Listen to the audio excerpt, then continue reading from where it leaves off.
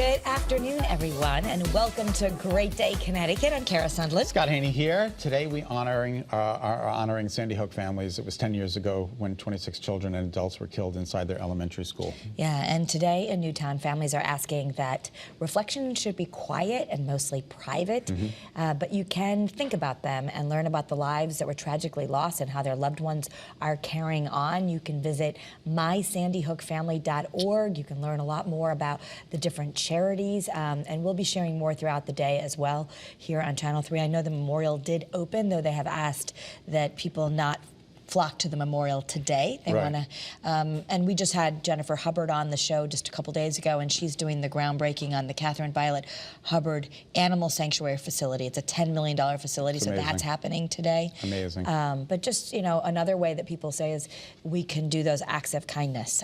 So just if you want to keep that in your heart and do random acts of kindness, that is something else the families have suggested. Absolutely. All right, we're moving on. Jay Leno is speaking out for the first time about the accident that left him with serious burns on his face and body.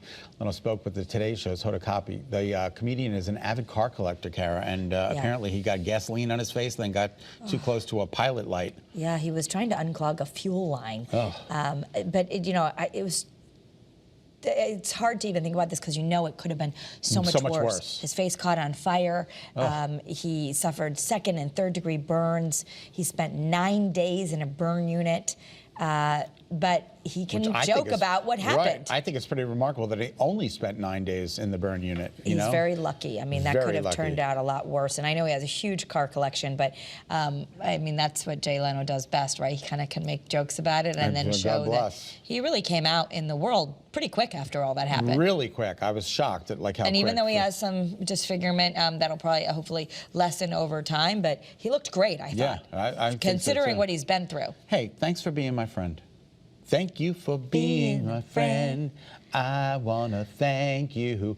Betty White's longtime friend is giving fans a new intimate look at the TV icon. Author Patty Sullivan is sharing poignant, how do you say that word? Poignant. Okay, I got it right. Anecdotes from her 53-year-old friendship with the star. Isn't this great? Betty White's Pearls of Wisdom, Life Lessons from a Beloved American Treasure. That is awesome. The book was just released today. That would be a wonderful Christmas gift. It would be. Don't get it for me, though. Okay. That's not what you want. You wanted just more of the where the crawdads sing stuff. Yeah. No, I would totally appreciate the book for Betty White. I know. She knows I'm still looking. But her seaside home in Carmel, California is where they would spend fierce Scrabble game nights. I wonder if that house actually sold. I remember looking on there. I was like following it for a while on Zillow because I thought how much it sold for? Well, Betty White? I just wanted to see. It looked like the most perfect place. Yeah, of course. I was like, oh my gosh, I would love to. Because compared to some of the homes out there, it was actually modest. I mean, it's a multi-million-dollar home, but it wasn't that big. And it was on like this beautiful cliff. You could see the ocean, and she had her little vanity, and it was amazing. It was totally amazing. Yeah. And speaking of amazing, a documentary on the late Olivia Newton-John is in the works. The feature-length doc will explore her life and work as an iconic entertainer, best-selling music artist, animal rights, and environmental activist. I didn't realize she was an animal person. Anyway, in 1978, can you believe it was 1978 when Grease came out? No. I know, and it catapulted her into stardom, of course, with these famous scenes with John Travolta, and you know, she was also Frenchie. She also was a big advocate through all of her cancer treatments of health and wellness. She was a plant advocate. She did a lot of natural medicine, and you know, she just was such a good soul. I can't wait to see this documentary because I've always loved her through all of her little phases, from Let's Get Physical to being Sandy to Xanadu. Oh, my goodness. Anyway. All right, so Prince Harry and Meghan Markle appear to be a hit on Netflix, Kara. What else is new? Yeah, me and 81 million others watched it in the first week. 81 million people. The most watched documentary in the company's history, and it is in the top 10 TV list in 85 countries. The #1 spot in the United Kingdom. Part 2 of Harry and Meghan are unbelievable. That's going to be released tomorrow. That's when it gets a little dicier, and they're going to talk about their decision to leave leave the royal family. And Goodbye. as of yet, Buckingham Palace is not commenting on this. But Harry and Meghan, if you haven't seen it yet, and they ask why are you doing this, said because you've heard our story in all these different ways from all these different people, why don't we tell it ourselves? All right. Well, there you go. And make $1 billion at the same time.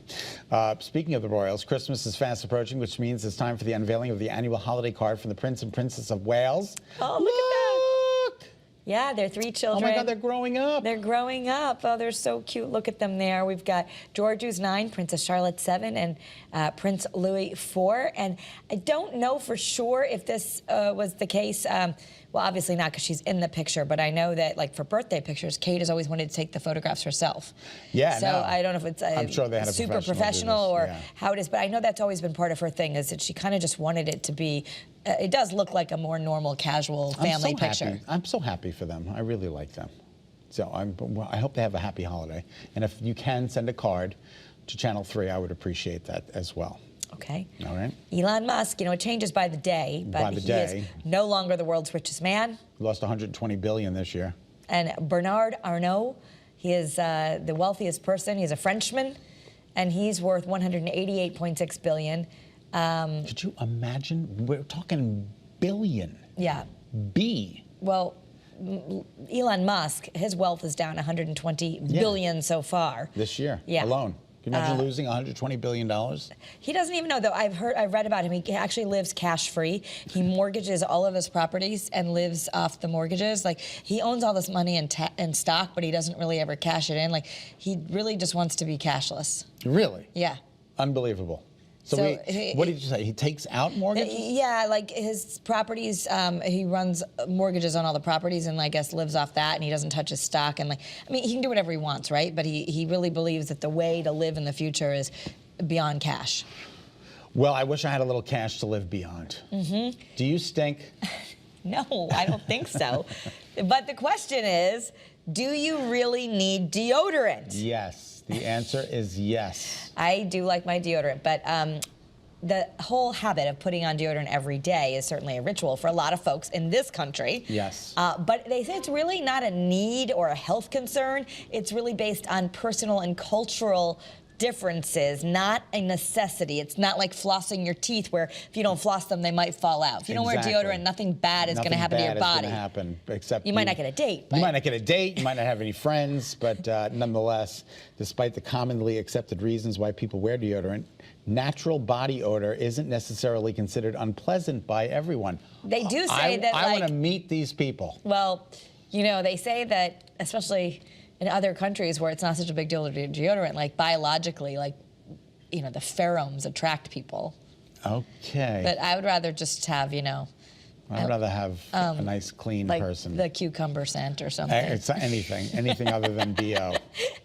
Well, Domino's wants you to forego delivery so much so that they're willing to tip you $3 a day if you order a pizza a day. The pizza giant, which claims to be the largest carry-out pizza company in the U.S., is bringing back carry-out tips for its loyal patrons, Kara. Well, they say, and they know it takes a lot of effort to get out of your house and go pursue a delicious carry-out pizza. Plus, it must cost them a fortune to deliver this stuff, right? But they want to call them carry-out heroes. And the next time you do this, you'll get a $3 tip. And because you earn it, and they're paying you $3 instead of the delivery driver. I think it's awesome, although Tina Turner did say, we don't need another hero. We don't need another hero. The only thing is, it's like, when you're in the mood for pizza, most of the reason, it's because you don't want to go out and you want it delivered. Exactly. You just want it delivered. Like, you know, let us know on our Facebook page. Would $3 entice you to get off your couch and drive to the Domino's? And would you live without deodorant? Let us know that as well. And I'm a ban roll-on unscented. What are you? You're a roll-on. That's too cold. Oh, really? It gets cold. No, I don't think Yeah, I don't like the sprays either because they're bad for the environment. They're cold. Like, no, I'm a solid girl. A solid girl? Yeah, Dove. Dove solid. Okay, yeah, very good. solid. Now I know what to put in your stocking. All right, the Sunshine State has a cloudy forecast for its signature citrus. Florida's orange crop is expected to fall to its lowest level since before World War II. No. This is terrible. So that means that there's going to be a shortage of about 51% from 2021, the smallest crop since the season of 1936 to 1937. It's the extreme weather, the hurricanes, citrus disease. So that means orange juice is going to cost you more. Terrible. Yeah. Do you drink orange juice? I it a lot, but I love it as a treat. I try to like not drink now that I'm older, I don't drink my calories, but I love fresh squeezed orange. Oh, it's in our recipe of the week. Oh. Oh, look at that. There you go. I'm not a big fan of orange juice in a carton, but fresh squeezed orange juice, I'm a huge fan. Yes, like a little fresh squeeze. You know, the Big Y has been putting out a lot of fresh squeezed orange juice. For not so expensive, it's been really yummy. Oh, my mouth is salivating. I can taste the pulp. A little bit of pulp in there as well. So good. The U.S. Postal Service is unveiling a new stamp in an effort to commemorate the popular Asian holiday, the Lunar New Year. It's introducing the Year of the Rabbit Forever stamp. Oh, look, it looks like a rabbit. Oh, wait, I forgot. I am the rabbit. So, like, I wonder if this is a special year for me. So, you know, by your birthday, do you know what you are in Asian? I don't know. I think I'm from the Chinese menus, I'm a rabbit, but I guess the rabbit is also the cat. So it depends on, I don't know, but the rabbit and the cat are the same thing. But this is my year, I guess. I don't know what I am. Are you a monkey? I think you're a monkey. I think I might be a monkey. I don't know why. But anyway. Okay. All right, one Illinois family is honoring a holiday classic, and they recruited the family pet for the leading role. Now, this does come with controversy. Okay. What started as a creative way to get the mini schnauzer Rizzo into the holiday spirit quickly gained attention across the globe. Take a look. They dyed the dog green. To match the Grinch. To match the Grinch. Okay, now, so a lot of people love this, but they thing. think some people, animal advocates, are saying it's cruel to color the dog, but the family says they did it with pet-safe hair color that is vegan and non-toxic. The poor thing. Look at the poor, he's so embarrassed. Well, does it come out? I don't know. It says, again, pet-safe hair color. I mean, so maybe it'll just kind of wash out over time. I guess it'll have to grow out, just like if you go for a dye. Well, sometimes, we have. Look at this. Do you believe that they did this? Sometimes, like the rinses that we use, like blades will have a non-permanent. So after like 30 shampoos, it comes out. It comes out. So I don't know if it's like that. How many shampoos? 30-ish. That's a good amount of shampoo. Who's going to shampoo that dog 30 times? Right. I don't know. I think they're just going to have to grow it out and then shave the dog. And he'll be green. And then he'll go back to being white, which I think is what he is. Okay. Well, anyway. All right. Christmas came early for a California woman. Such a good story. She lost her cat 6 years ago, and then she was reunited with Lily. Look at this. 13 now. At 13 years old, the cat was reunited. She never gave up hope. She was a kitten, and one day the indoor-outdoor cat didn't come home. Oh, so the cat's 6 then. Oh, and so she continued to check local animal shelters. Last weekend, a stray cat was taken in at the Sacramento SPCA. Turns out it was Lily. Thanks to the microchip, she got the call that she has been waiting for years. Experts say that's super rare. Super rare. Only 2% of stray cats are reunited with their owners. Wow, that's incredible. Wow, that's so amazing. Good news there. Yeah.